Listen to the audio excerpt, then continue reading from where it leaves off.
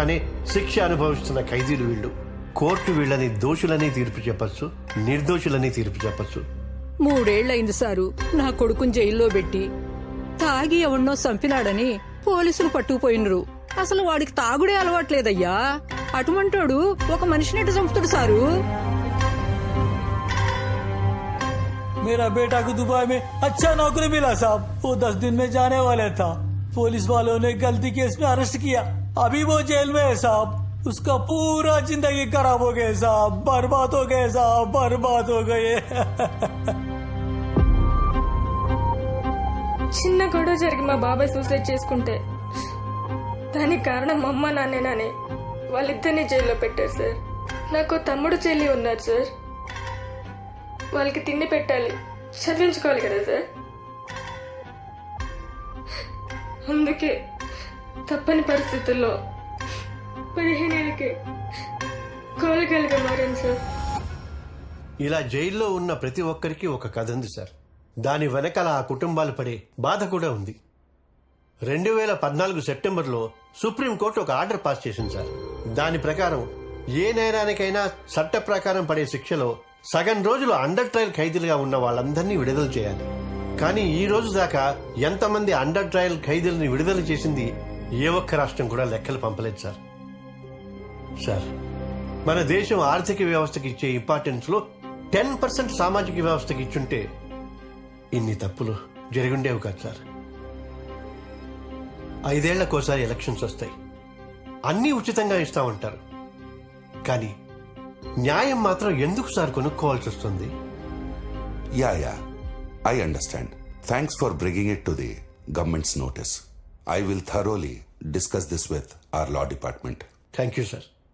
Sir, ఇందులో 29 రాష్ట్రాలకు సంబంధించి అండర్ ట్రయల్ ఖైదీల లిస్టు, వాళ్ల కేసుల వివరాలు మొత్తం ఉన్నాయి సార్.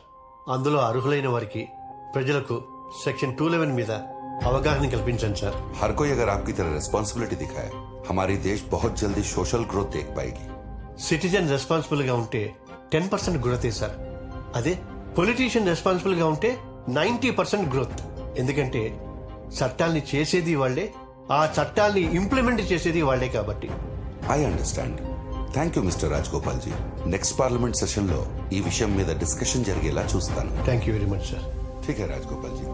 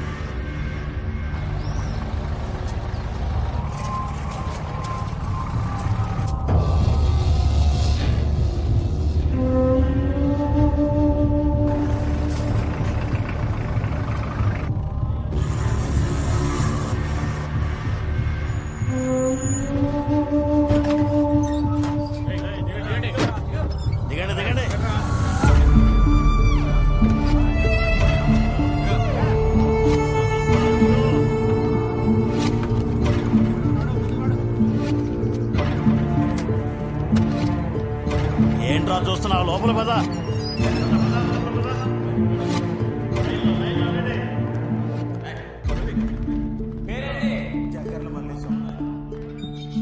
ఏం చేసి జైలుకి వచ్చినావు? దొంగతనం సార్. నెక్స్ట్ ఇకరా. పేరేంది? సూర్యప్రకాష్. పూర్తి పేరేంది? బండి సూర్యప్రకాష్. బండి సూర్యప్రకాష్. ఏం చేసి జైలుకి వచ్చినావు నువ్వు? 14 days రిమాండ్ సార్. సరే, సైన్ చేయి.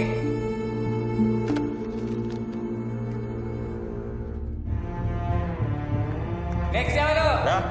ఇక్కడ నుంచో. పేరేంది? షర్ట్ అయిపో. వెనక్కి తిరగు. తిరిగి వెనక్కి తిరగు.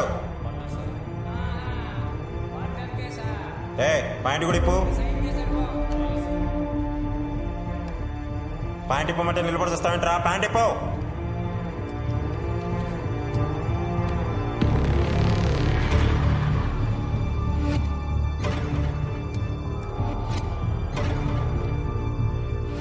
డ్రైవర్ కూడా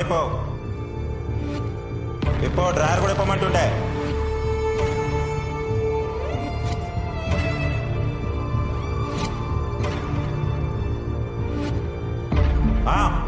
రెండు చేతులు పైకెత్తి కింద కూర్చో.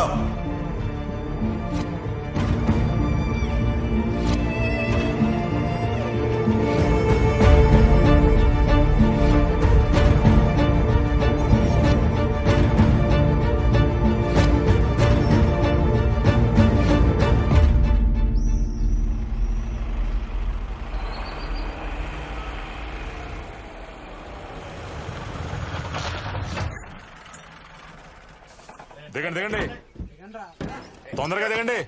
దిగు దిగవయా.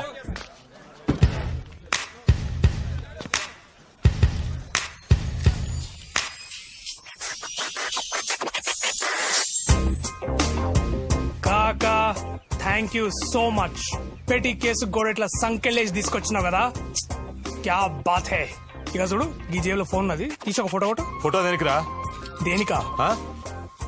సంకెళ్ళ నడుమ నలిగిపోతున్న సోషల్ మీడియా. ఇదే నా నెక్స్ట్ యూట్యూబ్ వీడియో, ఆర్టీవీలో చూడు. కాకా నమస్తే. నమస్తే. మళ్ళీ వచ్చిరావు నువ్వు. ఈసారి ఏం పోస్టింగ్లు పెట్టి వచ్చిరావు? ఈసారి పైన పడుకుంటేనే కిక్ వస్తుందంటున్న పూజా ప్రీత్ అగర్వాల్. వామో, గంత పెద్ద హీరోయిన్ మీద పోస్టింగ్లు ఎట్లా పెట్టావు నువ్వు? నువ్వు ఆమె మేనేజర్ లెక్క గలిజిగా రియాక్ట్ అవుతున్నావు కదా. ఇక చూడు, ఆమె మీద మార్కెట్ లో కొత్త పార్పు కొనుక్కున్నదంట, దాని మీద పడుకుంటే నాకు మంచిగా అనిపిస్తుందంట. అది మా ట్విట్టర్ లో పెట్టింది, నేను యూట్యూబ్ లో పెట్టినా. దానికి అందరు గత్తరొచ్చి గాయగాయ నన్ను 7 రోజులు ఇంటికి పంపించారు. నీతో గమ్మత్తుకున్నది నువ్వు. ఇన్నిసార్లు చూసినా ఏం తేడా వస్తుందో నాకు అర్థం కాదన్నా. ఓకేనా? ఓకే వెళ్ళు. ఏంది కొత్తగా జాయిన్ అయినావా?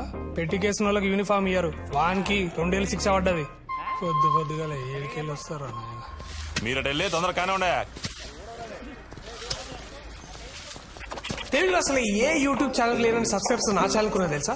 సో అందుకని అర్జెంట్ గా నువ్వు RTV యూట్యూబ్ ఛానల్ సబ్స్క్రైబ్ చేయి. సబ్స్క్రైబ్ చేసినే కాదు, పైన ఒక బెల్ ఐకాన్ ఉంటుంది, అది కొట్టు. అప్పుడు నీకు ఫ్రెష్ అప్డేట్స్ వస్తాయి. అర్థమవుతుందా? RTV news channel.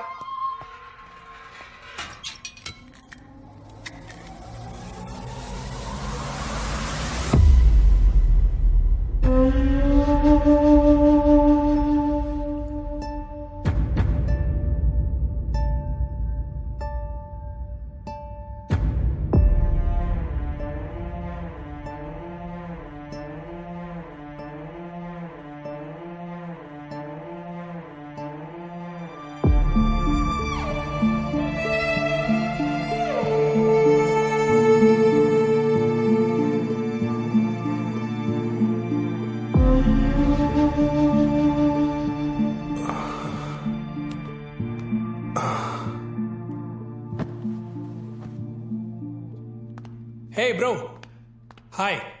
Radha Prakash, RTV Telugu YouTube channel MD with 1.34 million subscribers. Bro, hey bro,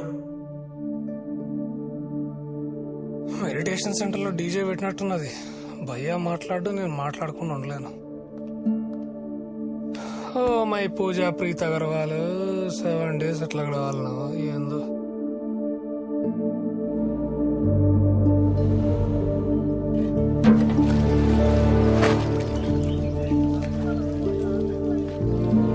A bro, అట్లా అరేస్తుర్రా భయ్యా? భయ్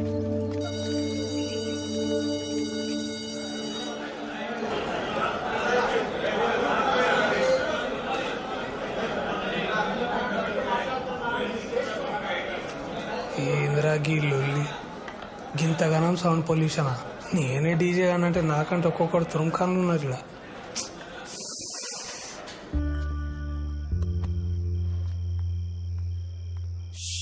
బాబా 5 ఏళ్ల సంది వస్తున్నా భయ్యా. గీ కిచెన్ మాత్రం ఫిష్ మార్కెట్ లా తయారైంది భయ్యా.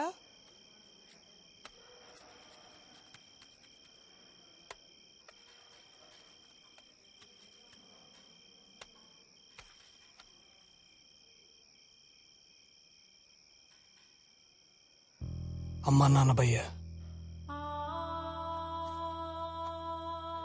25 ఏళ్ళు నాకు అన్నం పెట్టిర్రు.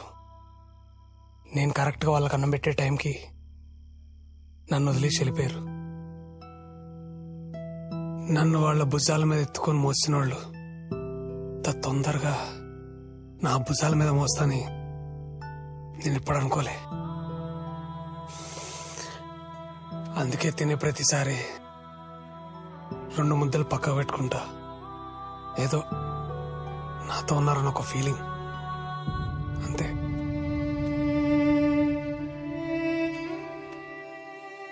కానీ ఈ దునియాలో నిష్కల్మషంగా ప్రేమ ఉందంటే రమణానే భయ రాసిస్తాను. భయ్యా భయ్యా అరే భయ్యా అరే అట్లా పడేసి భయ వాళ్ళు తప్పు మాట్లాడినా నేను. భయ్యా భయ్యా ఒకసారి మాట్లాడు నాతోటి.